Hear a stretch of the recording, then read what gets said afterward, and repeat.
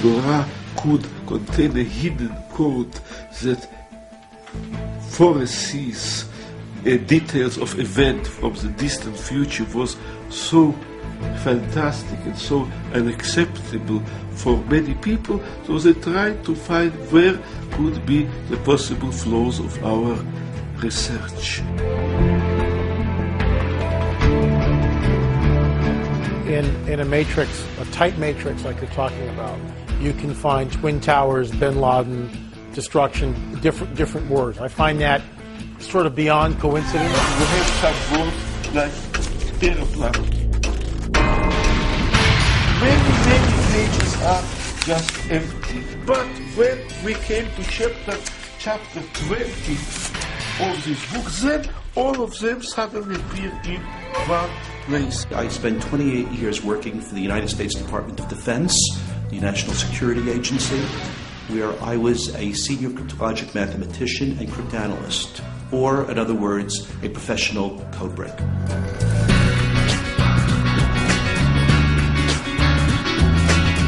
That what we knew a year ago and what we know today, it is like difference between kindergarten and university. The Hebrew Torah is the oldest living, accurate wisdom text in the world today. And this is really important because how can you compare your results with the results that someone else is getting on the other side of the world? Well, with the Torah Code, you can do exactly that. A divine being, a benevolent, wonderful divine being could have woven this into the scripture. It's not beyond the possibility of doing that. You have to name the event before you make your observation. So the event has to be specified ahead of time. That's a priori. When we get finished with the experiment, we have one score from the Torah text. We might have 10,000 scores from the monkey texts. We make a comparison. What is the fraction of scores from the monkey text that are equal to or better than the score from the Torah text? I had gotten a paper of the codes. It was a preprint before it was actually published. I could find no mathematical error in it. I went ahead and wrote my own programs on a computer and reproduced the experiment. I felt a chill go up my spine. Here I had done it with my own programs, my own code, on my own computer, in my own house, and I was getting exactly the same results as Winston and Rips had gotten in Jerusalem. Because that is the basis of science. You can come to your findings, but if other people cannot replicate your findings, then, well, you've got something other than science. Cursed is Bin Laden, and the revenge belongs to the Messiah. Vertically skipping with equal skips, we have a 29-letter text, of which is a meaningful phrase in Hebrew. Barak in Hebrew, Obama. This is Barack Obama. You can see Barack Obama. And we looked at the tables of Obama, compared them with the tables of McCain, and it clearly came out that just by looking at it, that the Obama tables were stronger. And all these scriptures, again, have sort of lain dormant for thousands of years, and now they're becoming alive. In fact, Isaac Newton writes this very interesting sort of cryptic little line in one of his books saying it about the time of the end. This isn't biblical now. This is extra biblical, so Isaac Newton. But Newton writes at the time of the end that God would raise up a body of men who would be very interested and concern their lives with these ancient prophecies and begin to bring these prophecies to the masses. And that's exactly what we're seeing.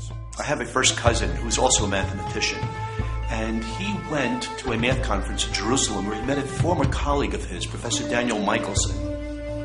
Professor Michelson told him about these codes, and my cousin come back and told me, there are these codes in the Torah that talk about recent events, current events, personalities. And I looked at him and I said, what are you talking about? This is weird. Knowledge will increase. This is the book of Daniel, about 2,500 years old. And Daniel says, knowledge will increase and men will roam to or fro over the face of the earth. My work actually fits in to the story of the discovery of codes right after the initial discovery by Winston and Rips. Winston and Rips, in the late 1980s, did their great rabbis experiment, in which they showed that the names of great rabbis over the centuries and their dates of birth and death were encoded in the book of Genesis. In Hebrew is Bursa, Bet, Vav, Samachay. Every 5 letter minimal, so it means it indicates that something is going to happen to the birth at this date. Oh, you see, Bet, Tav, Shin, Samachay, Elul, the 20th, Bursa, the birth, what happened? Menayot, shares, Naflu, fell. Combined with that is the complete financial collapse, not only in the United States economy, but the global economy. Is this a controlled collapse?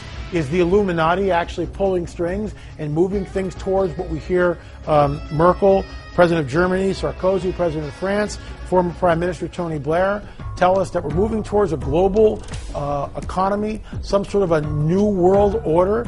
Bet, Tav, Shin, Ayin, Bet. This is in Tafshin Ayin Bet in 772, which corresponds to 2012.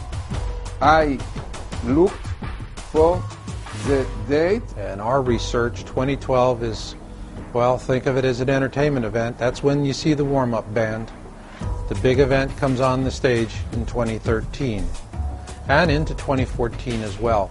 Will be a time for redemption. Statistically, finding it in the right place, again, is very significant. It's a signal that we are living in the last days. It's just one of many prophecies that when you stack them all up and you begin to line them up, we see that it builds a very strong case that, in fact, we are in the time of the end. We are living in a very significant time. The Bible Code clearly proves it beautifully.